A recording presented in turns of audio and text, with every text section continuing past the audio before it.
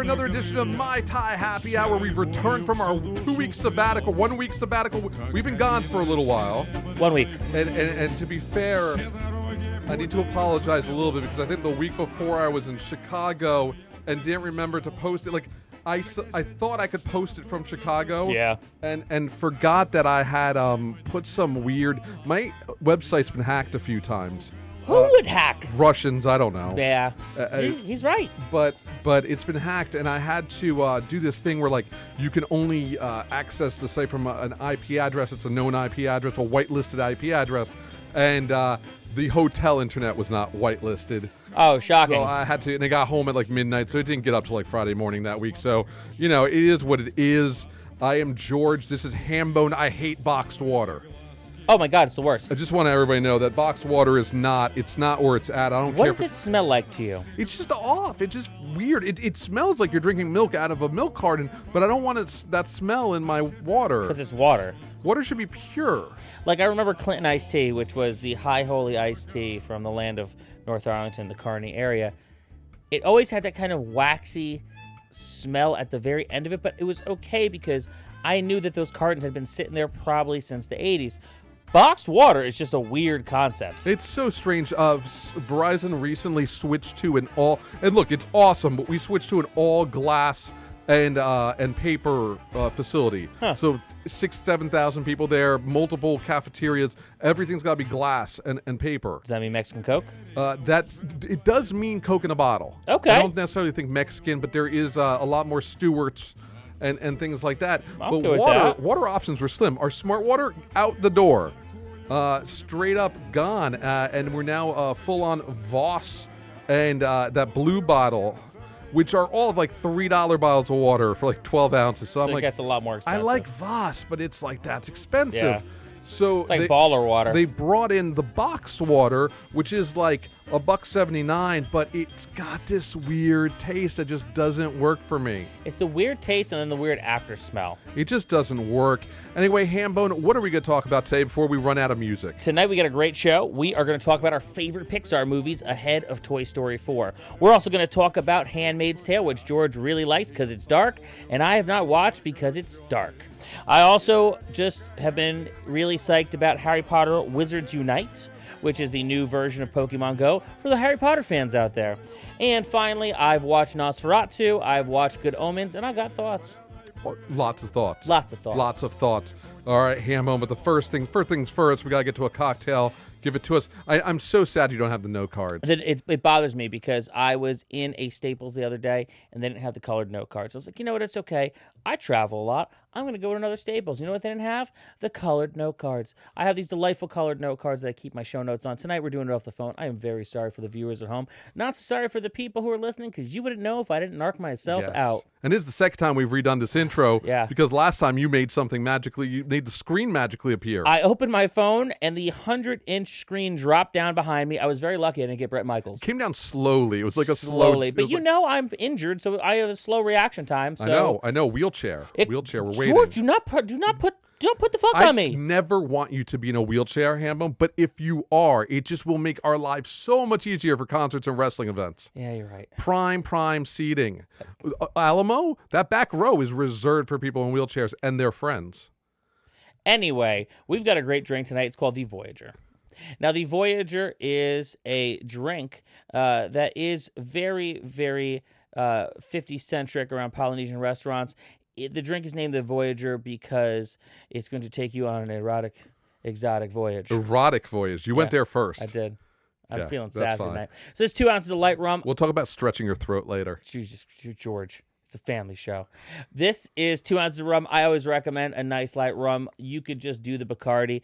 It is no problem. You're going to need light Virgin Island rums. I recommend Appleton Estate has a lovely white rum, too. And you did buy some when you were across state lines in one of the 19 states you went to in the last 7 days. Yes. Yes. So Apples and Estates or Bacardi, you could use a light version rum as well. Either one will get the job done. 2 ounces of rum, half ounce of freshly squeezed lime juice, a half ounce of Benedictine. Now, Benedictine is a French multi-herbal liquor, faux monastic, produced since the 1860s, quite popular in cocktails and other mixed drinks. Now, what it Also is... known for their monks. They're also known for their monks. That's why I said faux monastic. This is more of an herb and spice liqueur. Not quite the herbs and spices that you get in like the KFC. Different kind of herbs and spices.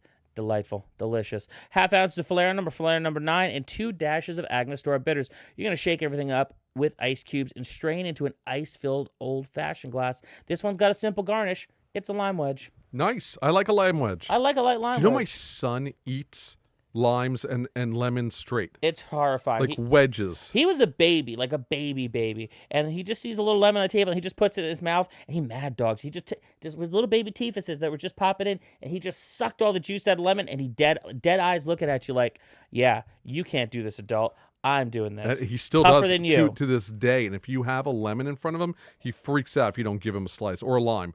It's crazy, absolutely crazy. You know what he's never going to get? Scurvy. No, and I hear it's very You're good welcome. for your skin too. Apparently.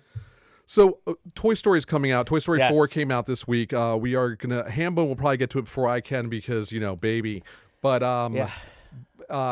I'm a huge Pixar fan. I've been a huge Pixar fan for ages, and just wanted to, before we get to our Toy Story 4 review next week or the week after, I want to talk a little about Pixar because it really truly changed the way we think of cartoons as adults. Absolutely. I think we grew up in the 80s. Yes. Cartoons were big to us. Very big to us. Cartoons were fucking everything to us. Yeah, I mean, in a way that I don't think it was for future generations. I don't think, No. with the exception of maybe, the Turtles held up a little bit. Power Rangers are still around, but I don't think it's the way G.I. Joe, He-Man, Transformers, really Voltron really changed and made it honed what our youth became. They were cultural juggernauts. Yes. Whereas... Good term. Thank you, friend.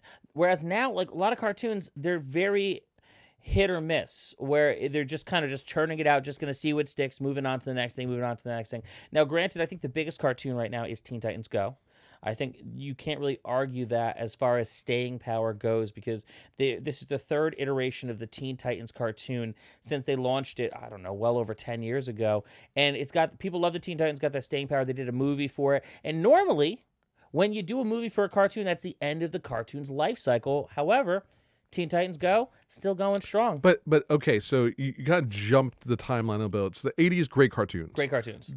The 90s, mid-90s to like mid-2000s, not very Forgettable. good. I feel that Pixar and Adult Swim on a Cartoon Network in general helped reimagine what cartoons could be for kids. I agree. And Pixar at the movie level really truly changed it, which is incredible because at the time, the mid-90s, Disney cartoons sucked. I mean, it was the age of like The Hunchback of Notre Dame and Hercules, and I think The Lion King was the biggest one, but that was kind of Like there just wasn't really. Whoa. Not a Lion King fan. Not a Lion King fan. Bro. What? The Lion King is probably one of the greatest animated movies ever made. I disagree because we're going to talk about some of those today. So I feel that animated films did not really get good until Nightmare Before Christmas came out. I agree with you. I will say you made a point about Adult Swim before. Mm-hmm. I think that Pixar changed the way that everybody looked at cartoons, whereas Adult Swim kind of challenged adults to remember why they love cartoons and kind of bring them back into the cartoon fold. So you kind of had the same battle, but being fought on two different fronts, one with a wider audience, which is Pixar.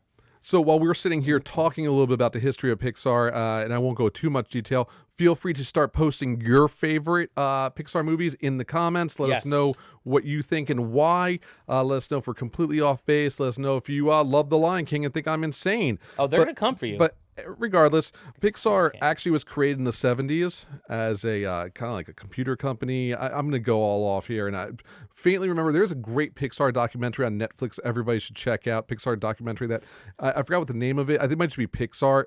unbelievable documentary. Check it out. But it actually existed in the 70s. In the 80s, it was licensed or owned by Lucasfilms. I believe it was owned by Lucasfilms. It was largely what Lucasfilms was using to create all the cool effects that were in Return of the Jedi, and it was a computer that rivaled. It was basically made to be the computer that made all the cool graphics that we see now, or the computer technology. Right. At the same time, not the same time. Let's fast forward a little bit. Steve Jobs gets kicked out of Apple for being an asshole. That tracks. And his sabbatical at the time, and he creates a company called NXT. NEXT. Yeah. Very much like the pro wrestling name. Less bumps. And different kind of bumps. California. And he's like, computer animation's the future. Let's create a computer for computer animation. Right. And it didn't do very well. He was trying to sell this.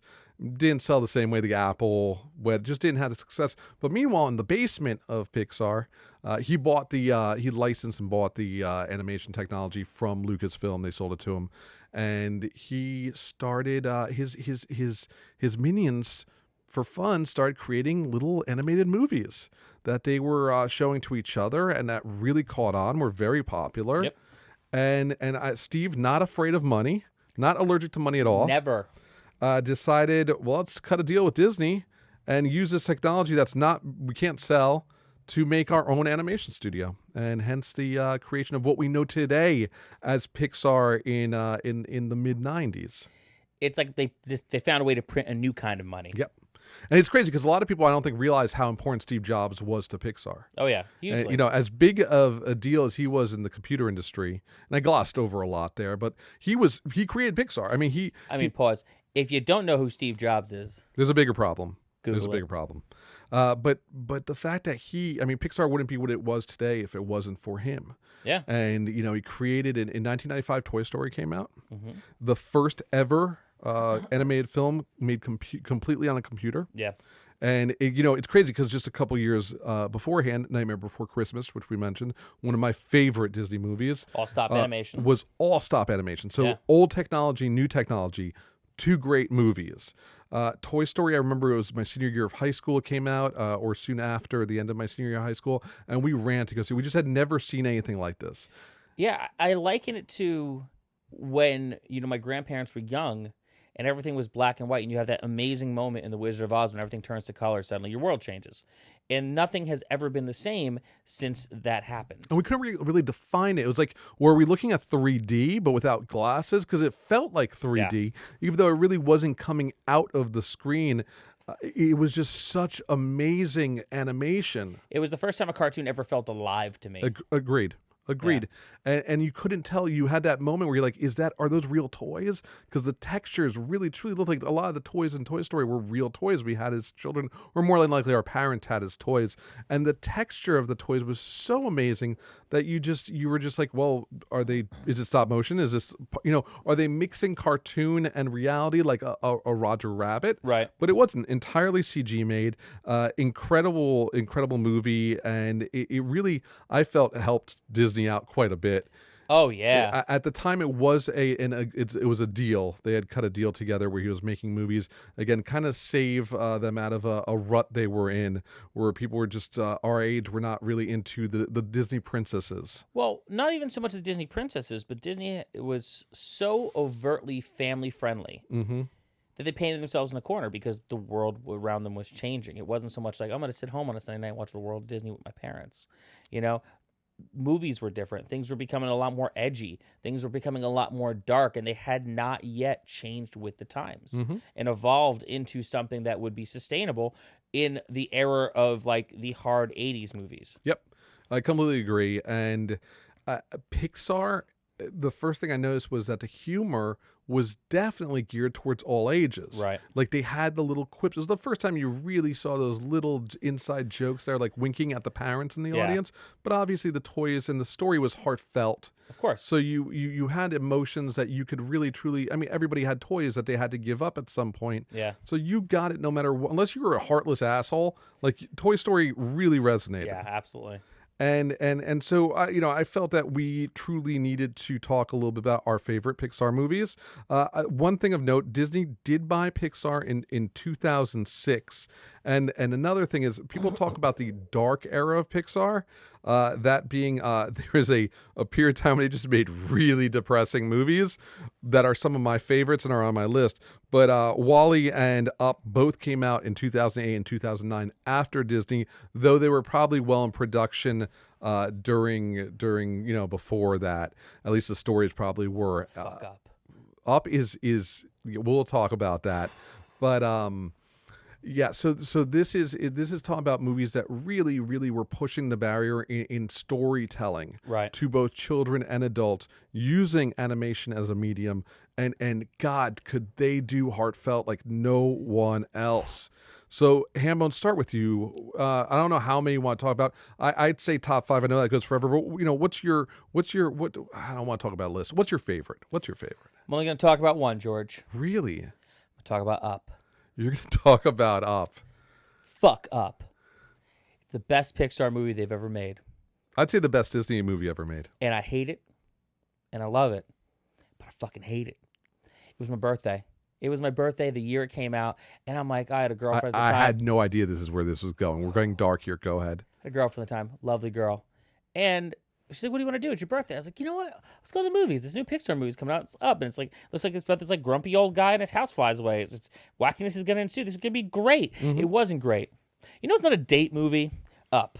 Up is not a date movie. Up is not a date movie where in like 2008 you're very like emotionally vulnerable and you're like, it's my birthday and I have a lot of feelings about my birthday, and I go to see the first showing and I got like my Coca-Cola because I didn't have Coke Zero at the time, and I have my pretzel nuggets and this is going to be great. I went to the AMC Clifton Commons and it's like, oh, they got the little short movie beforehand. It's cute. It's fun. I'm settling in. This is going to be a great start to a great birthday. And then it's like, oh, there's this old guy and he's got this girl and they love each other and they have like friends, bear badges, and all this other bullshit together, and they're like hanging out on a hill and they're doing this and that. I'm like, oh my God, this is so sweet. And then she fucking dies. She dies. And I'm sitting here and I'm like, what in the fuck am I actually watching? And the movie just gets dark. It gets dark all of a sudden. They get like the doofy kid coming with the dog. And he's like, oh yeah, we're going to like do this stuff and put balloons on your house. And you're like, okay, and I'm starting to feel better and things are starting to get better. And then they remind you that she died. And every callback in the movie is about this dude's wife dying. And the entire time, I'm like inconsolable. It's my birthday.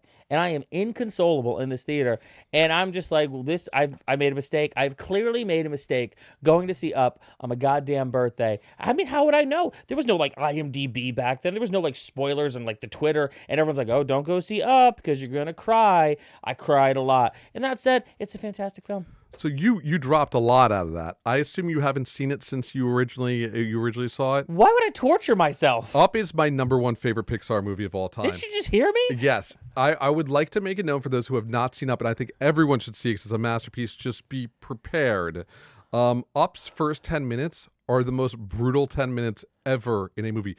You missed the part where, so it was two kids meet, not an old man. It's the old man when he was a kid meets his like young girlfriend and they grow up together. That's about the part I start talking about without crying, George. So yes, I glazed over it. What you're missing apart is they actually touch on miscarriages and the fact that they can't have babies. Yeah. And it's just over and over again, them going to the doctor and the doctor said, feelings. It is. I'm like, this is one of the roughest things because it's not just, yeah, she dies again. She's old and she dies. She dies without having lived her dream of having a child and a family. In the first 10 minutes, just kick you into feelings. Like, it was rough. That just the cutting to scenes of the babies in the clouds, and then just cutting to the doctor saying, no, not again, not again. It is the most brutal opening sequences ever Fuck to a this movie. movie.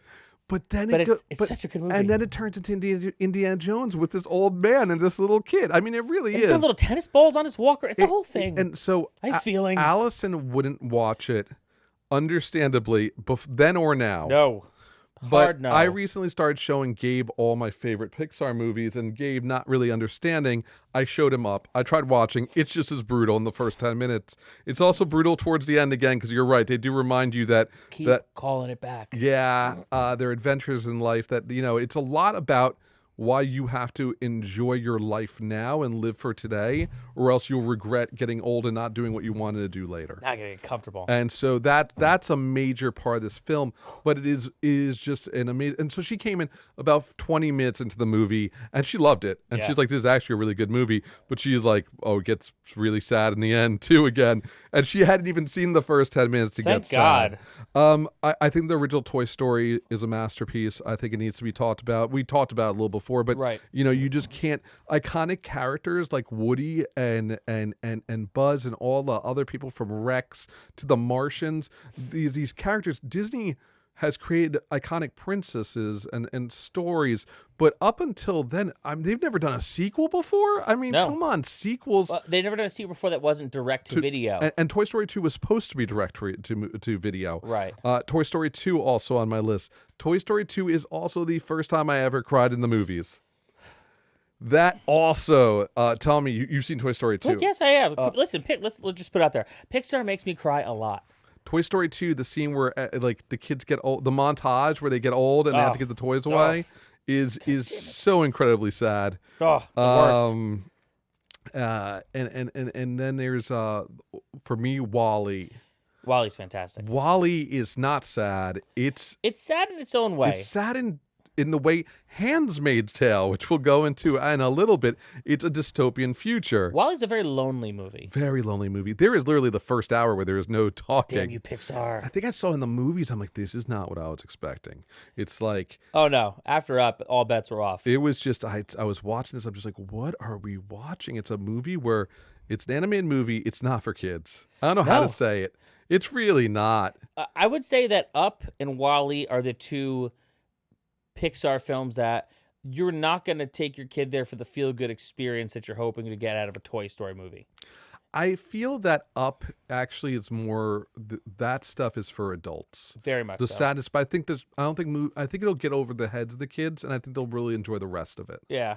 You know what I mean? WALL-E's a little too desolate. Like, WALL-E what kid has the attention span to sit through like an hour with no talking? I could see kids being bored, but I watched it recently, now that I'm on ADHD medication, and enjoyed it a lot more when I first saw it. And it's just such a great story on where humanity is heading. And finally Monsters, Inc. Oh my gosh, yeah. Again, characters that you just can never, ever forget. And that's the thing that Disney does better than anybody on the planet, and they've got the proven track record for it. They create iconic characters. You know, I mean, they have some misses here and there, and then they'll shuffle them into other things. But, man, like, you see the characters that they create, and you know exactly where they're from, and you know exactly why they're there. You know, that's amazing. And what's funny was Pixar was the Marvel Cinematic Universe before the Marvel Cinematic Universe. There was a period where it just could do no wrong. Yep. I mean, you know, it started with Bugs Life. That really wasn't, and it was Bugs Life before Toy Story. I'm actually blanking right now. Me too. But you know, there is some. So I think they had there was maybe like Brave wasn't the best, but it still did a ton of money. So it is what it is. But Pixar could do no wrong. They just would release blockbuster after blockbuster after blockbuster, and that's where kind of like the Marvel Cinematic Universe is stay. Even though people forget, Pixar's still releasing blockbuster after blockbuster. I have one last note to make though. My favorite Disney movie, I didn't know I saw it well after it was released, and I thought it was a Pixar movie. It's not. Zootopia. Oh my God, it's amazing. And I think everybody should go see Zootopia right now. So good. Not a Pixar movie. Still very CGI. I thought it was a Pixar movie too at first. It looks just like a Pixar movie. Yeah. Love it. It's like really Pixar good. adjacent. Zootopia is just a great, great kids and adult movie that everybody should see. It's a good mystery too. It's actually a pretty good mystery. In it. Any other Pixar movie you want to talk about? Anything you want to touch on? No, I don't want to cry on the show tonight. So we'll keep moving on. The only one I have not had a chance to really sink my teeth into are the Cars movies. I never got into the Cars movies. I thought they were NASCAR movies, and then I saw them with my nephew and realized that I saw a little bit of them, and I realized they're more about old cars and different cars. And it's not really. He happens to be a NASCAR car, but it's not really about NASCAR. It's funny because when I saw it, and listen, I watch a ton of cartoons. I play a lot of fantasy role-playing games. I watch a lot of movies. The car thing was a bridge too far for me. I kind of thought it was dumb and too and I'm going to say this out loud, too kiddish for me. You know. But I've seen them on planes. They're not bad. It's a Pixar movie. It is what it is. Also, I've never seen Talladega Nights. You've never seen Talladega Nights? It's a NASCAR movie. I can't support so much more than a NASCAR movie. I know. I've been told I have to. My God, you you are like depriving yourself of like, they did Step Brothers, which was amazing. They did Talladega Nights. Holmes and Watson was a definite misstep for them. It was supposed to be the third one that they did together, but man, Talladega Nights is a fucking masterpiece. So I do want to take a quick tangent for a second. Do it. I have a new favorite viral sensation icon that I'm obsessed with. Is it who I'm thinking about? Hold on. If you've been following me on social, you will know that I am right now obsessed with Superhuman. Do you know who Superhuman is? Yeah, I certainly do. Superhuman, for those that do not know, and I'm looking up his actual handle right now because it isn't Superhuman. There's some guy who appeared on Twitter like 2 days ago, and he's I don't know whether he's an aspiring professional wrestler. He's 20 years old. He's a juggalo, and he is obsessed with doing moves through tables, through various objects you shouldn't be falling onto, like razor blades and cacti and Legos, and every day is that who you were thinking? Oh my God, yeah. I kind of want to start a GoFundMe for the guy, just to be like, hey, just go to wrestling school. Please don't die. His handle is @Superhuman with 2 M's in the human, 1234. Listed as a Welcome to SH Studios H20 actor stuntman. Was on TV show called Tosh.0. This guy is insane. I fully support him. Just really quickly, I fear for his life. Lego and toy cars. This is for juggalos and juggalettes. He's Joe tries this at home. I hope you like it. Whoop, whoop. taking off his Down with the Clown shirt, Fuck this shit. and he does a flying elbow into a wheelbarrow full of Legos. He does not move for the next 10 seconds. He might be dead, but he's not, because then he comes back and he does a video where he is jumping into coffee mugs through a table. Mugs. This is for juggalos and juggalettes. Don't try this at home, and I hope you like it. Whoop whoop. Whoop whoop. Takes his shirt off. Fuck Gets psyched. this shit. Oh. Oh my God. You might not be able to see this at home, folks. I know, but it is you have just to as look it bad up. It sounds imagining. amazing. I mean, this is through barbed wire. For juggalos and juggalettes. I can just Don't listen try to this all at home, I day. hope you like it. Whoop whoop. Whoop whoop. And then through. Fuck this shit. Ah! I think everyone should subscribe and follow. He only has 9 tweets. I think he's gotten rid of a few. The first, did he get rid of the microwave one? No, the microwave ones. That's the one I posted the yesterday. The first one I ever saw was him doing this in like an actual microwave that you would like hang in your kitchen. Microwave. This is for juggalos and juggalettes. Don't try this at home. I hope you Elbow like drop it. Whoop, whoop. onto microwave. No give. Shirt off. Fuck this shit. Oh. The sound it makes, like, look this up. Maybe we should do this. Get a GoFundMe. Send the kid to actual wrestling school. He has no pain threshold. I don't want him to die. I want him on our show. I don't know how to do it, but I need to interview this guy again @Superhuman, 2 M's in human, 1234. He is. I just can't. I can't. He earned my follow instantly.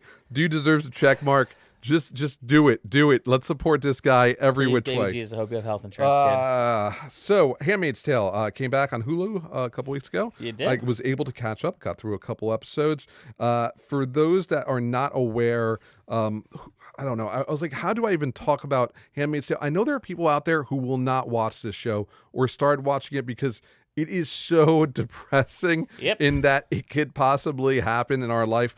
It is the story about a dystopian future where there is a religious right almost that has taken over the New England area of the country. And they no longer, I don't know whether it's just there or not, but the amount of children that can be created is very low. Most people lose children in childbirth, or they just can't have children. Pregnancies are very rare. And basically, if you've ever been, prior to this, if you were ever not a believer, or if you've done anything bad, and by this being like cheated on your husband or something, you are, if you're a woman and you're able to give birth to a child, or if you ever have, you're put into slavery, put into these red penguin outfits, kind of like nun outfits, but red and white, and you are kind of sold into slavery to these religious families where you are then ritually raped by the man of the house until you give birth to a child. You then give your child up to the wife and the husband, and you are then passed on to the next family to create a child for them. It is really, really, really, really rough. Dark. And dark. Canada is a liberated country. I think anything west of the Rockies are. I'm trying to get a grasp over the rest of the universe. There's not too much because you hear about the show from the viewpoint of these slave women. I don't know if slave's the right word, but indentured. No, it's not indentured. That means you're one day free. I don't even know how to explain it. But, you know, I don't think it's right to call them slaves. Yeah, they're slaves. They're slaves. They're slaves. And I'm just trying to get some. I'd love more background on just what's going on in the world. Well, anyway, last season, the main character played by I don't know, her name's June Osborne. So she's Peggy from Elizabeth, not Shu, Elizabeth from Us and from. Anyway, you figured that while I'm talking about it. She has a baby. She gives birth. She gives it to the commander and his wife. Commander's wife realizes that the commander is a horrible human being. They help get the baby. She helps June Osborne get the child to Canada in the and so there's a moment of hope at the end. Elizabeth Moss helps her, only person from Mad Men that really did anything after Mad Men, helps her get the child to Canada. Oh, like have a very nice. And so it ends on a positive note. That's season 2. That's season 2. Okay. Season 1 has now begun, and it's been very positive so far. Hulu dropped 3 episodes as they want to do with the first bunch, and now it's week to week. I like the 3-episode drop at first. I think that's nice. I kind of like it too. The story. I think it's good for shows that you need to breathe after the episodes, like Game of Thrones. Like you can't just go right to the next one without just losing your soul a little bit. Well, now she has her child that she created with this commander, and free, like escaped, able to get the baby over to Canada. They handed the baby off to to her husband, and which is very odd now because her actual husband, who escaped before the all the shit went down, and now it's like, here's your baby. Went on a business trip. Yeah, it's not your baby because your child is actually in another slave family, being a child for another slave for another servant family. It's very dark and very. Look, this is what I want to say because I don't want to get into. I don't want to spoil anything, obviously, but. If you are a lapsed Handmaid's Tale fan, I think it's time to start picking up because the first 6 episodes of this season were actually very positive. I will regret saying that when every thing turns hard right and dark at the end because that's where it goes. But it does really keep talking about how Chicago's being liberated, how like there's been, it just seems like the liberation front is happening and there is hope. The main character has been placed with another commander who is a good guy, we think, even though I don't quite understand. I think he's a weirdo. There's just hope and positivity that hopefully will end up with an end game that's like, okay, well, where do we go from here? And that's the whole thing I've been worried about is where do you go from here? Yeah. And I know I like dark TV. This is definitely dark TV. This is definitely feel bad TV. I get where some people are depressed because this is way too possible in our current situation in our world. But it's also a really good show. And I also feel like you can't just put a show aside because it's too close to reality, because I feel like you need to live in that fake, horrible reality to then avoid it if it actually starts to happen in our world.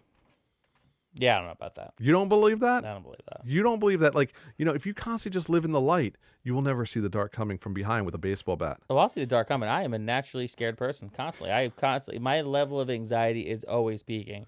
It's like the Hulk. I'm always mad. I'm always anxious, so it's fine. Do you know what the only feel-bad television I ever had to turn off was?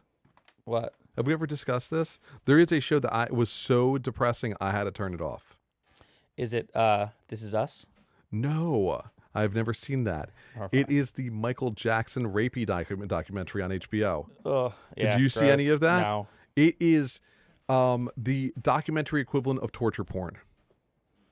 Ew. Yeah, it's just so. Look, I get it. I don't know what's real and what's not. I'm a journalist, so I tend to want to hear both sides of the story. Right. There's enough like where there's smoke, there's fire. That hey, it's my wife. She just stomped through our room. Would you like to come on the air at all? No. Is she ignoring me completely? Yeah, she's no selling you right now. Oh, I wanted to explain why there was very loud footsteps in the background. That's fine. But anyway, this was just like one-sided story from like people who came out way after he died, Yeah. basically talking in detail about the level of child rape they experienced from Michael Jackson in detail for 4 hours. It's a little much for me. I made it through the first 2 hours. Bye-bye, honey. I love you. And was never was able to watch the second episode. Yeah, I think that's a good thing. Yeah, very good thing. Yeah. You're Never. Nope, never. Nope. Won't do it. Not planning on it. No. Plenty of other stuff to watch.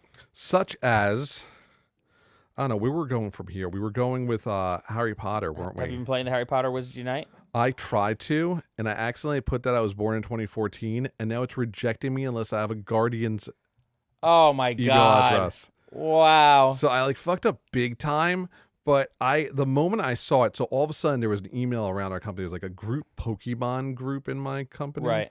And they're like, we got like the early drop on Harry Potter. Like we got like the how to put it on your phone before it's even available in the Android store. Really? And all I was like, whoa, Hambone needs to know about this. I do love Harry Potter. So I promptly sent you the info on it and was like, okay, Harry Potter's your thing. I hear it's like Pokemon Go and Harry Potter. It's called pretty much Wizard that. Unite. Yep. It's from Niantic, who made the Pokemon game. What are your thoughts?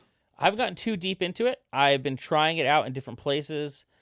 How does it work? Talk to us. It's Pokemon Go. I mean, if you play Pokemon Go, the concept of it was you walk around, and you have to capture Pokemon, you have to grow the Pokemon, and you have to get them to a point where they're going to be bigger Pokemon, able to battle other Pokemon. So instead of capturing Pokemon in this, you're building up your ability to be a wizard to fight other wizards. I had some trouble a little bit with some of the GPS because it's still new, so it's not quite perfect. I thought it would have just been like right on top of Pokemon, but I mean, understandably, people are still playing Pokemon Go because let's face it, the last time this country was really wonderful, everyone was playing Pokemon Go. I feel you. I miss it. But I'm excited for this because I'm going to be going on some work trips. Mm-hmm. And the thing that I loved about Pokemon Go, which is something that I really love about this, is anywhere you go, you're in the game. You know, so you are, if I go to Michigan, if I go to Minnesota, I'm in the game. And I'll be getting stuff that I don't know if I could get around here. So it's going to be cool. What do you get? What are the stuff? Oh, shit. It's hard to explain. You got to try a little bit here. Is it other? Is it ghosts? Is it spells? Is it humans? Like, what do you capture? No, it's not like capturing like Pokemon Go. It's different. You're trying to become a better wizard. I don't know. I can't really explain it. I'm not really very good at it yet. Because it's a little more complicated than what I was doing with Pokemon Go. Pokemon Go was so intuitive. Like, you would just walk and be like, ooh, an Eevee. Pokeball. Are you Harry Potter in the game? No, you are your own character. You get to make your own, like, wizard ID. Like, Harry Potter does pop up in, like, I haven't seen him since, but in the very introduction, he pops up and is like, oh, I'm Harry Potter, and this is what you do. How does it tie into the movies at all? I haven't seen how it ties into the movies yet. It feels like it takes place like after the movies, after the Battle of Hogwarts. But I haven't gotten like too super deep into it. So the big thing about Pokemon that bothered me was like it was highlighted as like an augmented reality game, right. AR. That's the first thing you shut off because it killed the battery, and it was really just to take a cute photo of a Pokemon hiding by you. How does it work in this game? Is it something that you immediately turned off, or is it like... So, in full disclosure, what I do is I remembered, and I learned the hard way, how much battery this thing takes up, like the Pokemon Go, because it's been so long since I played Pokemon Go. So what I do is I uninstall it and reinstall it whenever I want to use it, and I just kind of keep starting it over again. Because the thing with Pokemon Go is whenever I thought I turned it off, it was still running in the background constantly with my GPS, and then I would like get to where I was going. I looked at it, I have no battery. I'm like, what the hell just happened? Because also like I run an Apple Watch into my phone as well, so it's kind of always syncing up with that, and that's kind of sucking the battery too. So I have downloaded it and deleted it and re-downloaded it like 5 times already. That's really weird. Augmented reality, though, does it work on it? Is it worth using in augmented reality world? Does it lend anything to it? I haven't really found a good enough reason to, like, you know, I haven't really found it to be like that, like, oh my God, this is awesome yet. I haven't had that moment yet. My thing with it is that I don't know if, even though it's Harry Potter, I'm able to really recapture that feeling and that buzz that I had when I was playing Pokemon Go. You know? Like, I feel like it's kind of, the ship sailed on that kind of adventure, and maybe I would have wanted something else out of this game. But, I'm still going to try it out. Like I said, I'm going on some work trips. I'm excited to try it out in some different places. But, I have to be very mindful because when you're traveling, you kind of need a phone battery to work. Yeah. Kind of thing. I do still play Pokemon Go. It's sad. No, it's not sad. It's great that you're able to keep it up. You must have some fucking diesel Pokemon. I travel so much. Yeah. That it's like, it works out nicely. Like I can just go, see if there's any Pokemon around, go to my hotel, hope there's a Pokestop. I am the oldest Pokemon player that's still playing. When we went into Brooklyn the other night for Hot Water Music, Jen and I were talking. We passed some streets, and she's like, "Oh, remember we were actually before we went to go see Beach Slang one night. We came into Brooklyn. We were playing Pokemon Go, just walking around Brooklyn, got ice cream, and just it's like that's when life was good. Everything was nice, and it was still summer." Speaking of Hot Water Music, yeah, we saw them. I saw Ignite. I've been going on a ton of a bender of shows. Late '90s punk rock bands. Went to St. Vitus for the first time. Yes, Super Metal Club, super hot. It reminds me. Hot. It reminds me a lot of. It reminds me. Speaking of metal clubs, it reminds me of the one that's in Clifton. Dingbats. So St. Vitus, I think it holds 250 people max. And it's got a really cool front bar. Like, you're looking at this bar, you're like, people who made this bar are like Satan and Buffy the Vampire Slayer. Yep. It's real dark and there's real black and evil inside. And it's cool. They have a good sound system. I just, it was just too much for me. It was too many. I couldn't really get into the crowd because I don't want to be touching that many people because it's really tight in there. And it was super hot. I was in the front row. You were in the front row. So, fun fact. So, we get there. Now, Jen and Robin and I, my friends Jen and Robin from Notorious Narratives, we went to see Hot Water Music twice when we had a friend up in April. We saw them at the House of Independence in Asbury Park. So 2 nights playing 2 different albums. It was fantastic. So our friend Goldfarb, friend of the show Josh Goldfarb, was like, hey, they're playing at St. Vitus. It's a real small club. This is going to be awesome. So we decided to go. And then George came along and some other friends of ours came. Our friend Johnny B came. And I had that thought in my head, oh my God, this is going to be awesome. We're going to see him in a small club. And then I remember that I used to love to see bands in a small club when I didn't really have the level of social anxiety that I have now. And then we get to the show, and it's super hot, and it's too packed in there. And then somebody took a photo of the set list who was standing up near the front of the stage and sent it out to us. That's a good friend. Yes. That's a good friend. And let me tell you why it's a good friend. Bathroom breaks. Because we took a look at the set list, and Jen, Robin, and I were like, shit. They're really not playing anything different than we've heard in the last 2 times we saw them. And they're not really playing a lot of stuff that we actually want to hear. And we were like, super hungry. So after the 7th song, we left. We went next door and we got tacos. And they were delicious, authentic tacos. Real deal tacos. And then we came back and we caught the end of the set. It was the perfect scenario to go see a band. See, they were doing full album tours, yes. shows. This one was why I went to it was because it wasn't a full album show, so I could actually enjoy some of their newer hits. And but they didn't really play a lot of that. They did every good song off of Exister.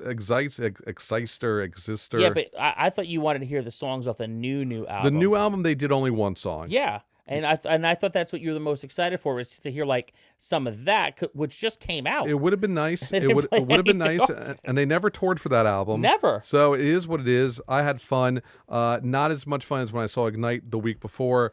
That was great. However, the sound system in the Kingsland, yes, where we saw the Dwarves, is horrible. Yeah. It is literally like they put some speakers, some kids put some speakers. I'm just excited. There's all these new punk clubs in Brooklyn. I am tickled.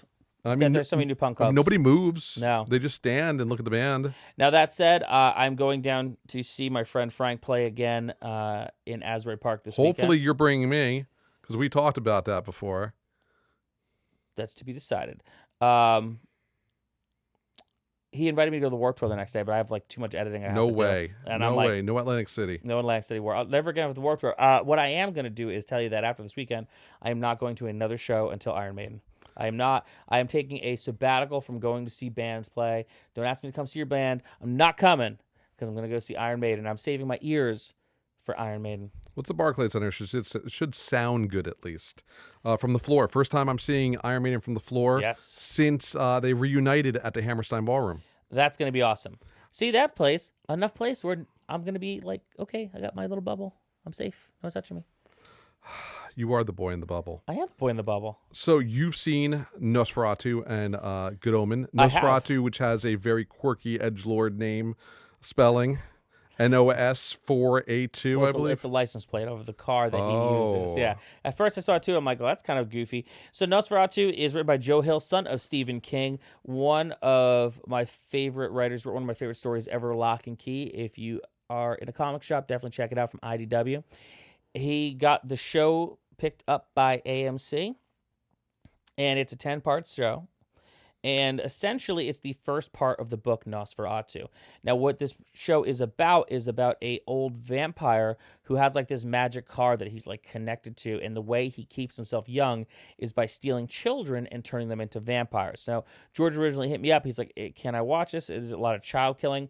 You don't really see children getting killed per se. You just see them slowly turning into like murder hobo vampires. I mean, the show is dark, but hopeful in that way that like someone in the King family would write a story with their protagonist. You know what I mean? Like Stephen King's protagonist, like even though there's a lot of dark shit going on in the background, they always have that kind of like hopeful air about them. Like they're going to make it out. They're going to like do it. So are like all the bad guys little children vampires? The bad guy is one main vampire, and then the people in his thrall, his Renfields, His if you minions. will. Yes. No, Renfield's not a vampire though. Right. Well, nor were any of the minions. What about all these little children? So he keeps the children in a town called Christmas Town, and you only see them at times when they visit Christmas Town. But there are people who travel with him who do all the dirty work for the vampire. This sounds awesome. Is it as awesome as it sounds? It's even more awesome than it sounds. And there is a power that some of the characters have where they can kind of cut through reality to like kind of jump to different places. And then there's a psychic girl who has this amazing power where she sticks her arm into a bag of Scrabble tiles and she pulls out like hints and clues as to what's happening. And of course, like in a typical, and again, this is Joe Hill, not Stephen King. However, the apple, not really falling far from the tree on this one. Like that thing where his like the two characters must meet and they must like forge an alliance to fight like the dark evil. Like it is exceptionally done. Now AMC's been dropping it. Two different ways to watch it. If you got the AMC app, that they have that Premier AMC app, which is not the Premier AMC app that I used to go to the movies with. We're talking about the TV channel here.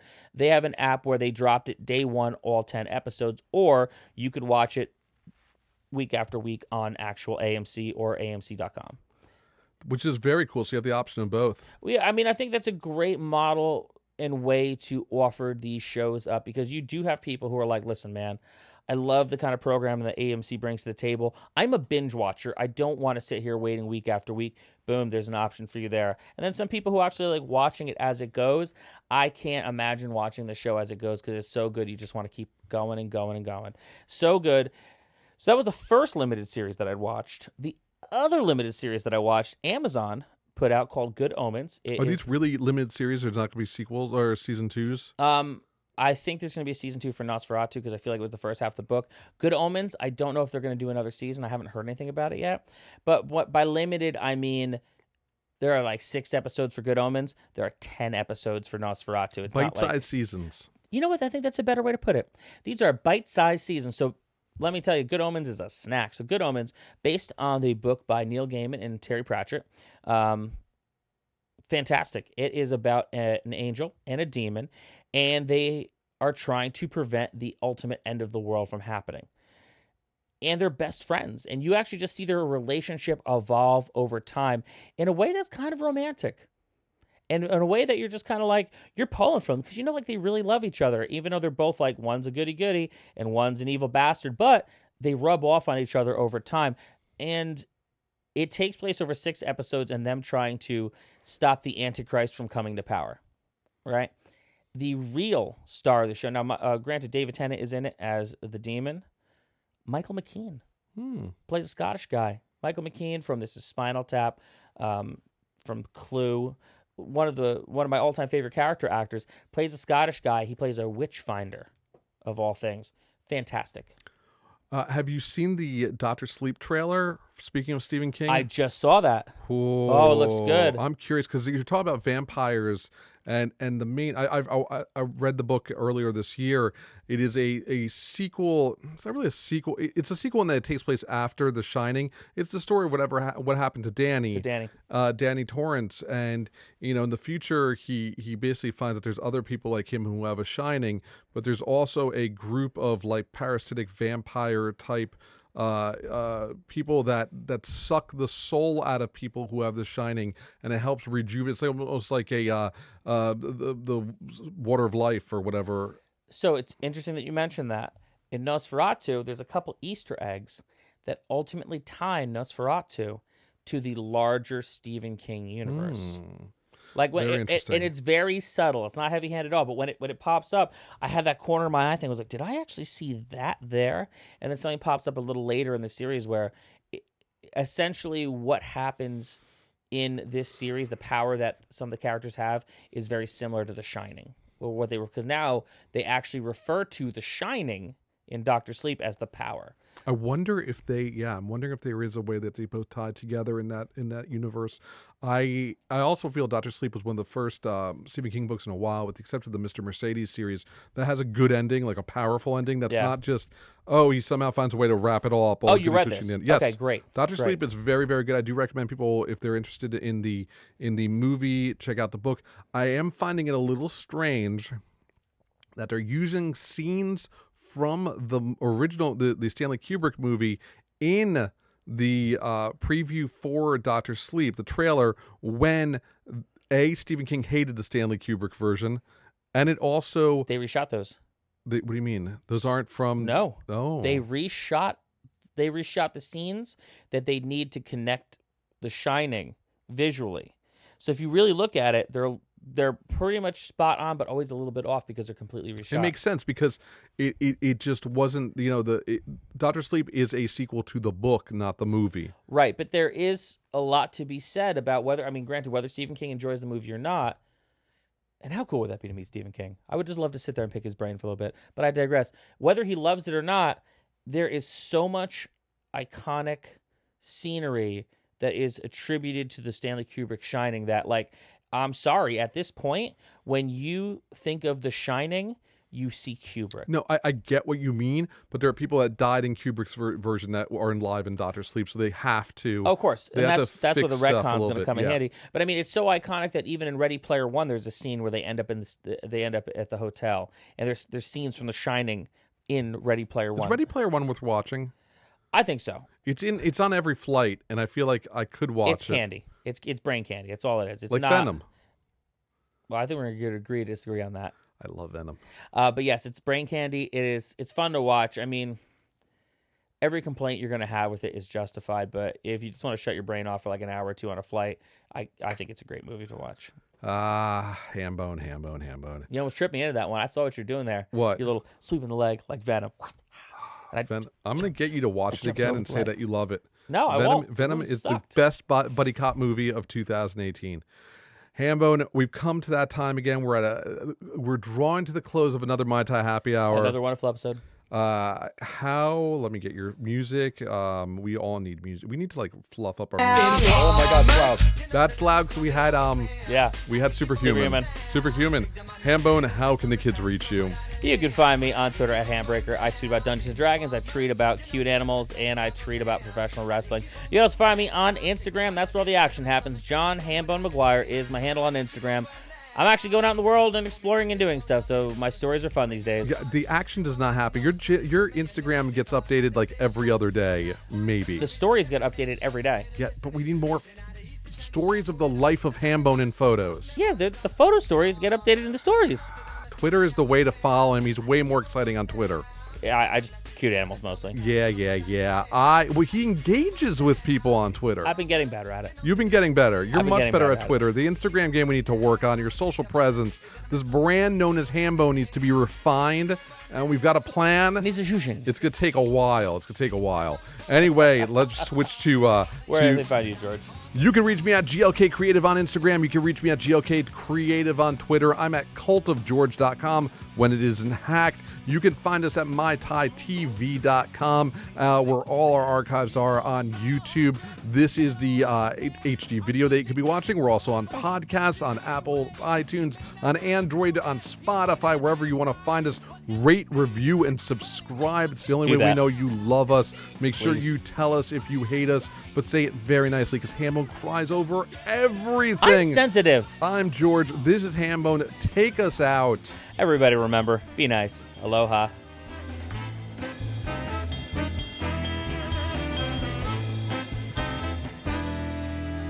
Перебиты поломаны крылья, серой болью всюду.